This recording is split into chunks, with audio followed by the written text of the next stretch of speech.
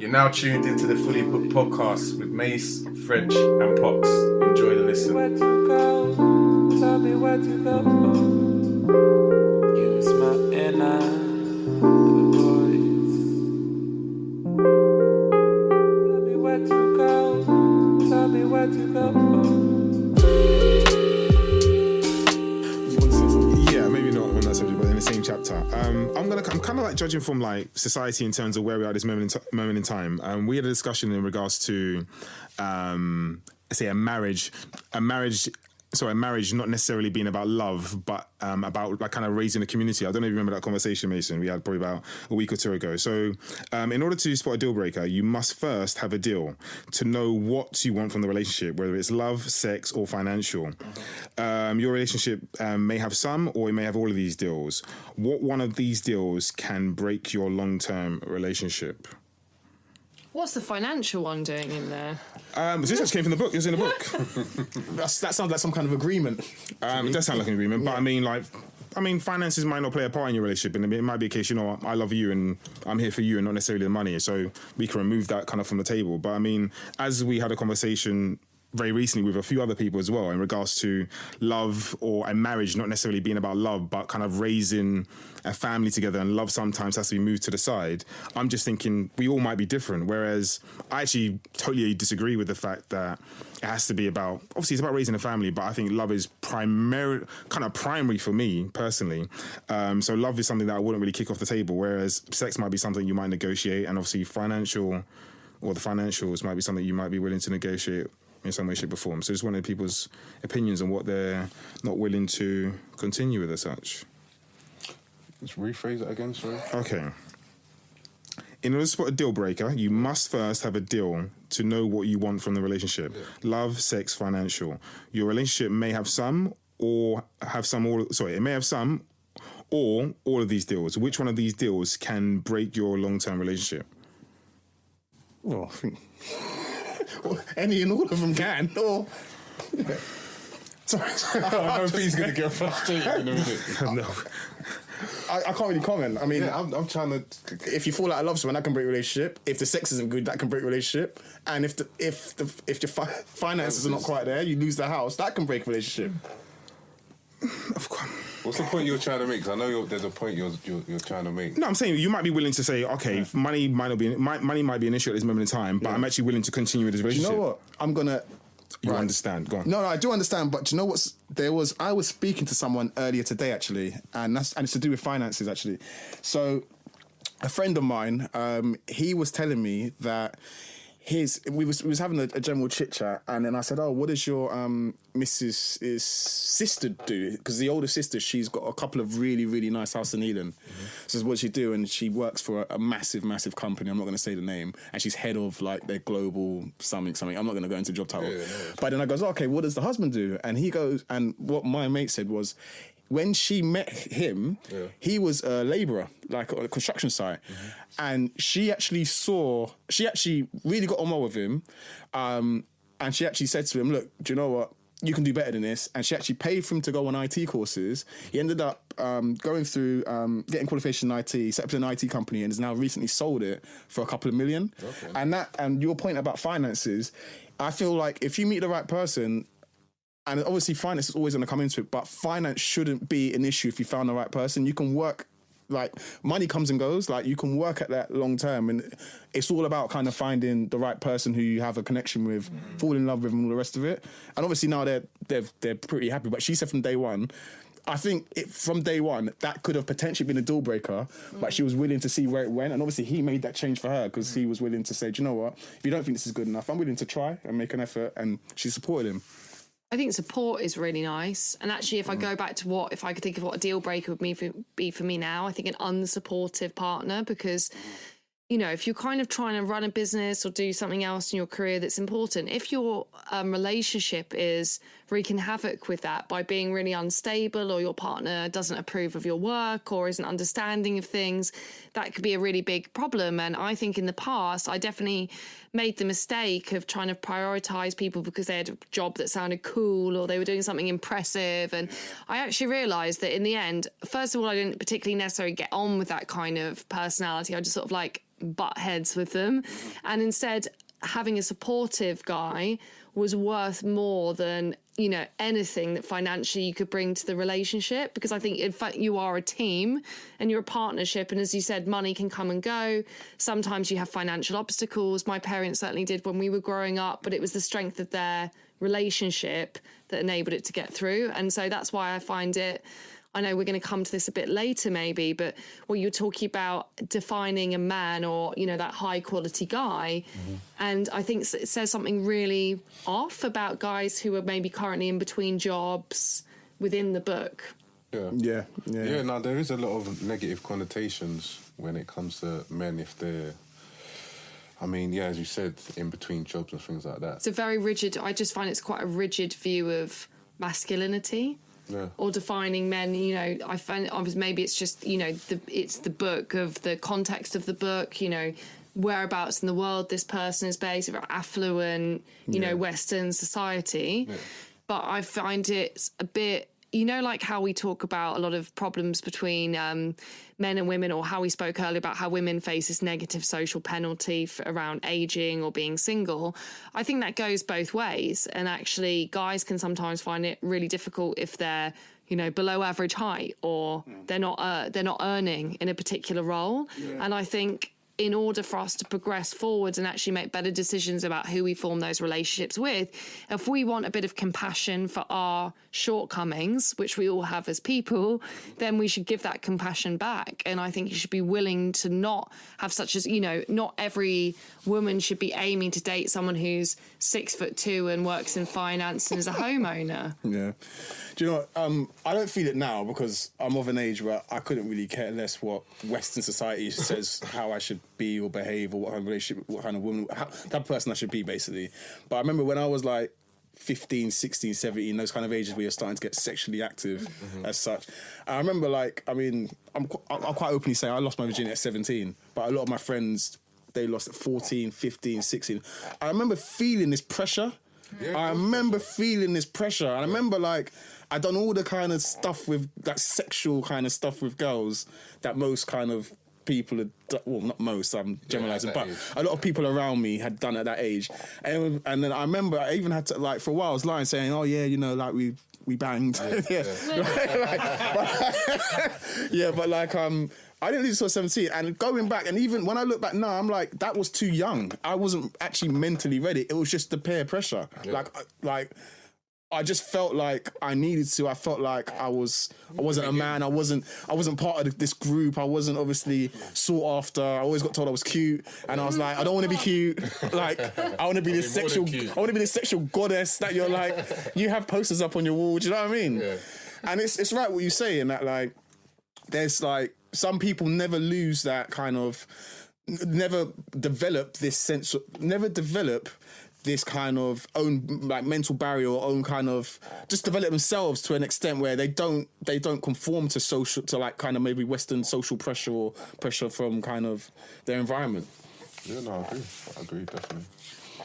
Did you have any questions, French? Normally you've got plenty. No, I normally have got a lot of questions, but do you know what? Pete, do you have it? Because I'm going to move on otherwise. If you so not on to what chapter? You can move on to? 4. No, go on, move on to chapter 4.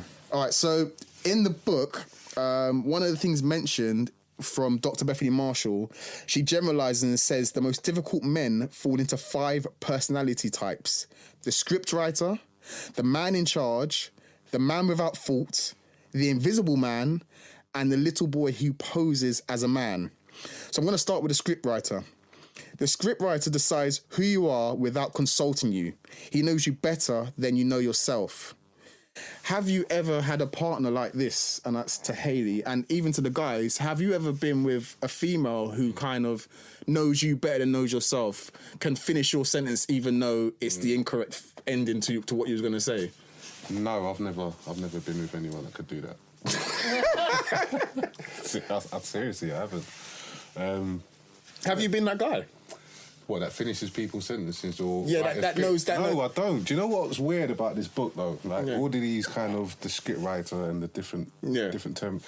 I don't know any of these guys. Like, I don't really know any of them. You know, I think maybe one of them. Maybe one of them. I think there's certain aspects. Which one is it actually? there are certain aspects that I could say, right, I may have some of those. I can't even. As you're looking for it, when I was reading the book, I was thinking, who are these people? Exactly. Right. Who are these people? The book doesn't actually mention how Dr. Bethany Marshall gets to her conclusion of these 5 types of guys. I just think it makes for a nice chapter, doesn't it? Or a nice few chapters, nice structure for the book to conveniently break down all of humanity into like 5 archetypes. But people like archetypes, so it gives them something to go towards. I definitely haven't had any scriptwriter experience myself, but I did watch this really good video. I'm going to be honest, this isn't my original thought. It's from School of Life about this particular subject, which is the idea that in a relationship, sometimes whilst you might want to develop and grow, your partner like pushes you back to that older version of yourself. So it'd be like saying things like, oh, but you don't like house music, or you never get up in early in the mornings, you're not going to go to that. And that kind of patronising things keeps you limited when actually your internal dialogue might want to change. Yeah. I was going to refer back to The Invisible Man as what... What's the Invisible Man do? Basically, or not do? The Invisible Man is emotionally constricted and frequently shuts down in the context of intimate relationships. Now, one of the first parts that I did note down is... It says he prefers spending time by himself rather than with others, and he relishes the social isolation that most people fear. And I thought, that sounds a bit like me, like a little bit like me. But are men generally placed in these kind of categories, would you say? Like... I think as Hayley just said, it just makes for a good book. Good book. Yeah. I think people are basically complicated and quite multi-dimensional. Okay, yeah. And I think as much as it's nice to have like a sort of horoscopy approach to things, it can be temporarily rewarding. And you know what else it does? Again, bleating back to the same point, it does take away responsibility from yourself, because you're like, oh, you're this. Yeah, exactly. You know, rather than realising it as a relational problem, you make it about blame the other person for being in this category problem, rather than something that's two-way. Yeah. Did you have anything else, Finch? No, that was it on that part. P, do you want to... No? Okay, so I'm going to move on to the man in charge. So the man in charge is intolerant toward people and situations he cannot control. So when I was reading through this book, I remember thinking, if my girlfriend read this section, she would say this is me, the man in charge. Okay. And I would say it wouldn't. I would say it wasn't yet. And the book also says I would say it wasn't me. So I was like, oh, because we just went away for the week. I'd got back today. We went away for the weekend to Brighton, and like on the way back, she was like, oh, like she always, yeah, she was like, oh, you know, we're having such a fun time, and you say something, you just ruin the moment. And I'm like, no, I don't. You give it and can't take it back. That's all it is. It's banter. But it's like, I realise that I'm actually, like, some of the stuff she said, I have to appreciate that, like, I'm quite, like, hard. Not hard, but, like, I can take stuff. And I like, if someone says something to me, I think I'm the type of person, I'll more take it as banter. Or if it's something that's intended to be cruel towards me, I can just take it and absorb it. And I have to realise the type of person she is. So you were saying about, earlier on, you were saying about some people being more, we might call them needy, but they're more actually emotionally available. And that probably describes my partner, to be honest, in that she is very much like, PDA, let's go. And I'm very much like, no, that's for the home, or that's for behind closed doors. And she's just like, I want the whole world to know that, like, we're together and I'm happy with you. And I'm like, why does the whole world have to know? It's just what's between us. I'm all like that. So that's how our relationship is. And when I was gone... Nah, just when you were saying that, it kind of reminded me of the previous season that we spoke about in Attached. Okay. The attachment styles. Yeah. So it sounds like an anxious... If it was to go from the book, it sounded like an anxious kind of thing, but that wasn't necessarily a negative. Do you know what I mean? Yeah, but you know what? Reading this book and all the kind of the 5 different stereotypes of your common man, like, it made me, because I really like the book Attached. Have you heard of the book Attached? Yeah, I've read it. I love that book. Yes. Win! I'm just thinking, though, you guys are informed in this room, you know. I mean, it's like panel of dating coaches. In the making. Yeah. That's the reason you're here. We're like trying to join your team. Can we join your team? No, but I loved that book Attached. I loved it. And even though I came to the realisation, okay, maybe everyone doesn't fit into these 3 characters: secured, anxious, avoidant. Yeah. I still loved it, and I think at the time, there was a test that also comes with the book you could take, and I think at the time, the person I was seeing when we read that book, I definitely categorized them as anxious, and I was like, wow, this book is the gospel. It is the Bible, it is the modern day Bible, like, for relationships. So, like, but obviously now reading this book, and I was just like, I'm not quite agreeing with these categories, and I'm like, actually, that first book, it just happened to fall into place at the right time. And also, to go back to attached, I think whilst it's not like entirety of reality that we're all these things, it's a nice model. It's like, it kind of makes sense, and it's a good way of viewing, it's a good lens to view dating and relationships through. Whilst this kind of stuff, it just feels a bit more like it's, as I said, it's there as a literary thing, or to create the style around the personal development, but rather than having purpose. Whilst we're on the subject of books, do you ever advise anyone to read any books? All the time. Do you? Yeah, I'm going to say I'm a big fan of Esther Perel's work. Of course, she's like, without fault as a person. Mating in Captivity, that's really good about sex in long-term relationships. The State of Affairs, another really good one on infidelity that she's come out with. So I've also chomped my way through. I went on a mission for a year or two of reading like a lot of the big hits of dating, because I wanted to be sort of aware of what else was out there. So like Why Men Like Bitches, The Rules, The Game. Yeah, that's on our list. The Why Men Like Bitches. I started reading The Game. So Andrew's got The Game, and he gave it to me for about a week, and I read about 20 pages. I just couldn't. It just Loved it, man. Yeah, it wouldn't sit with me. I was just like, what is this? Everyone like, I gave it to just passed it back on. Yeah, I just couldn't get into it. I was like, this is foolishness. But read it. Bants, man. Yeah, so I don't know. Funny. Cool. So moving on to chapter 13, Hayley. So there's this chapter's called Breaking the Deal, and on page 194 there's a great story, and it's Cal and Lauren. So they, just to give you a brief summary, they met in high school, fell in love, said they would get married after finishing college, all that kind of Hollywood romance kind of stuff. They moved in together after college. Rather than proposing, Cal, the guy in the relationship, went to medical school. Then he opened up a practice as an orthopedic surgeon. He built a career for himself. Lauren, who obviously had this kind of dreamy, we're going to get married, 2.4 kids, big house by the time I'm 26. It didn't quite work out for her like that. So Lauren constantly asked about marriage, and Cal kept saying, let's build a future. We need a better house, we need a better car, I need a better job, I need to own my own practice, I need to do this. So he kept saying, look, just give me another couple of years. I'm embellishing a bit, but this is what I got from the story. Question to all of you. Have you ever kept putting off a promise made to a partner, and why? Second part of the question, is it wrong for a partner to put off or delay a promise made to the other in the pursuit of success, maybe in their career in their long-term kind of goals and ambitions? I think in a past relationship I may have put off, I guess, spending time with that particular person, but that was, again, I was in the middle of starting a new business, and I didn't really have the time to give as much as I would like to, and I was hoping, as you said, for support, and I didn't. I was initially she said, "Oh, I'll support you and I'll give you the time that you need," but it wasn't really in theory, so. Yeah, I didn't really get... It's about change, isn't it? Yeah. It's hard. It's sometimes a change hard to deal with.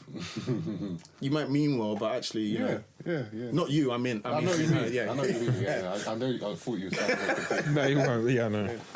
But yeah. I think I lost my chain of thought there now. Okay, no worries. For me, there was three kind of bits to that. And I think you did well to identify like fantasy idealism of when that promise in inverted commas was first made. I think it's important to acknowledge that, very frustrating, but for some people, when they say they're going to do things, that means like, I'm going to do it. Yeah. For other people, they say they're going to do things because it feels nice in the moment and it's like a romantic thing to say, and they're being a bit whimsical, and it might not be as sort of written in stone. So I think, again, identifying when people have just different versions of, because I'm a real like starter finisher, and I'm super logical and I'm really direct. And so usually if I say something, I'm like thinking I'm already done it. But that doesn't mean that everyone operates in the same way as me, or that my way of being is superior. You know, it takes different times, different circumstances. Secondly, I would think that there's something there about people demonstrating their love in different ways. I had actually a client I was working with a couple of days ago, And, you know, he said I had a lot of respect for him as a guy. He said, you know, he was talking to me about whether he could repair his marriage. And he said, you know, I maybe wasn't the most emotionally open over the years, but I tried to build the house. I went out, I tried to provide. So he'd come from, this very traditional masculine way of showing his love through acts of service and provision, which might not be emotionally rewarding to her, but it's not that he's not showing love and care. So another really important thing is to remember that different people show and demonstrate love in just different ways. And obviously you want to try and find someone who speaks that same love language as you, but it's not to undervalue, because it does sound like he's contributing to that relationship. I would say about her, I don't know, remind me, what's her name? Lauren, what the hell she's been doing for the past 5 years, you know? I think you just, again, I know it's difficult, and it would, you know, if he then turns around and decides that maybe, you know, he wants to have a break from the relationship or do some other stuff, I can understand why she would feel an injustice has been brought towards her, would feel wronged, and would feel really let down. And I do think there probably needs to be some more accountability there, because there's got to be a point in time where you go, you know, actually being real here, I might have said that, but what I really meant to say is this. However, I think she's kind of got herself into quite a disempowering position by building her dreams solely around somebody else. And whether you're a man or a woman, I think that's always problematic. And actually to have other things that give you self-esteem in your life are fundamentally important. So if you have your own career, your own passions, it doesn't have to be money orientated. It could be friends, it could be social goals, it could be family. There should be other stuff in your life that's sort of propping up your self-esteem, so you don't have to be reliant on getting to a certain level of relationship status in order to feel good about yourself. And I bet if she went out there and she said, by the way, babe, I've got a job just starting on the East Coast, but I'll catch you on the weekends. I bet that would rustle him up, you know, to actually do something. Spot on. That actually, when you was talking, that reminded me of one of the problems I had in a previous relationship, was that almost the weekend would come and I was relied on to be the entertainment. Right. But if I'm not there, then it was almost like I would get moaned at for saying, oh, you're not here. Why aren't you here? Now I've got nothing to do, kind of thing. I'm like, well, find yourself something else to do. What did you do before me? Exactly. Do you know what I mean? No, but seriously, you must have obviously done stuff that kept you upbeat, that was see fun. a friend, find a hobby, do you know what I mean? And it was constantly that, and that's where the issues used to come. It was like, I'm not able to spend the time with you, and the time that I'm away, you're not literally doing anything. You're kind of twiddling your thumbs waiting for me to come back. Which puts a lot of pressure on you. And then you also feel like there's no way you can make her happy. And then you don't get the reward of feeling like you're contributing positively to the relationship. You just think, I'm just making her upset, so what's the point? And actually, I think it's one of those things that goes both ways. Like, as I mentioned, I'm quite a stickler around, like, quality time is my thing, because I have literally such a teeny amount of free time that I want to spend that time, like, a lot of the time with my partner or my really best friends or family, like my really close people. But that being said, you've got to realise that waiting at home for someone to come back is no way to establish that. And in fact, a bit of Esther Perel talks a lot about this, space and independence and going out and doing your own thing. Though you might want to just sort of mould into one person and watch Netflix, what creates that sexuality and keeps the relationship good and fresh-ish is that ability to go out and, you know, you do your thing, she does her thing, you meet up, you got some adventures and some new energy to bring into it. So I think space, as much as closeness, is important to a good relationship. There was two things I picked up from you, Hayley. When you said you're a starter finisher, I'm a starter and a terrible finisher. Right. I'm really, really bad at that. And the whole thing about kind of keeping promises. So I realise I am like that. And you boys both know that, actually, that I will start something. Mm-hmm. Best intentions. It's like sometimes I just lose the enthusiasm. It's like I have to, if I don't go through with it there and then, whether it's over the space of a day, a week or a month, if I leave it and then something else comes to mind, it's just like, okay, blasé. I will remember that, don't worry about that. Blasé. The other thing was about, you mentioned something like showing like your love and appreciation in other ways. I'm very much like that. I'm more of a person to randomly buy you a gift or book a weekend away or just do something random. And me showing that kindness, it's like me without verbally saying it. It's like me showing you, like, this is how I feel about you. You're very important to me. Whereas some people or some females or some males, whatever, they actually prefer the kind of intimate stuff, the kind of hugging and kissing and you're so special to me and this is how I feel about you. And you're right about the different languages and communicating that, or just understanding your partner and how they are and actually, realizing maybe I won't get this in the affectionate way, but the fact he's done that means this. Yeah. So it's really, I'm glad you've come on, actually. You've taught me a good few things. Hopefully I've also not been too man-bashy, because I think that the general vibe... Not at all. No, and I think you'd be very supportive, man. Yeah. No, seriously, I think you'd be really supportive. These two are loving it. Well, I hope so. I think, I have to admit here, I didn't read the book, but one thing that troubled me from just looking at the cover was, so first of all, the cover is, I would say, Barbie pink. Yeah. And, so it's obviously appealing to women who identify with a very traditional form of what being feminine and a woman is. And then it's sort of holding a man in the palm of the hand on the back, like a little mini Thumbelina man. Yeah. And I think, okay, I kind of get that it's trying to signify power and take the power back and all that kind of stuff. But I don't think the way that we do that as people is by sort of like actively manipulating or being really harsh towards someone else. In fact, it's, as you said, I actually really like your like smoking analogy. Okay. And that we had a few minutes back, which was, it's not about actually telling somebody else how they've got to live their life. You're just like, this is what I'm doing. These are my values. If we can find a midway ground and come to, that's awesome. If not, I wish you all the best. Yeah, exactly that. P, just before Hayley shoots off, did you have any comments? So is it wrong for one partner to put off or delay a promise made to another in the pursuit of their success? I'm sure you'll testify to. I'm quite an emotionally open person, so if I make a promise, I will generally follow through with it. And in regards to holding you back, I'm quite big on dreams and stuff like that, so there's no way in hell I would hold anyone back from going to pursue something that they wanted to do. I couldn't do that. But what if someone's made that promise to you, say 5 years ago, by this point we're going to be married, or by this point I'm going to give you 2 children and I promise. Promise me? As in promise, as in yes, maybe you desperately want children. Yeah, they make a commitment to something and you said, you know what, I believe you, I'm going to stick around because of that. And then the time comes and they're like, can we give it another couple of years? How would you, are you what's your thoughts on that? I think you got Do you feel like being hanging around for that person? It's that kind of... I think you may feel that way, but if it's not... How would you feel? Of course, I'd be disappointed. I'd be very disappointed. But if the situation is not right, it's not right. And then I probably need to look at the person and find out where's this person going with their life. Clearly they've got a trajectory. Thank you very much. All right. And if it's not really in line or in sync with me, then unfortunately you've got to let that person go. It may be very, very difficult, but that's what you got to do. Tell me where to go.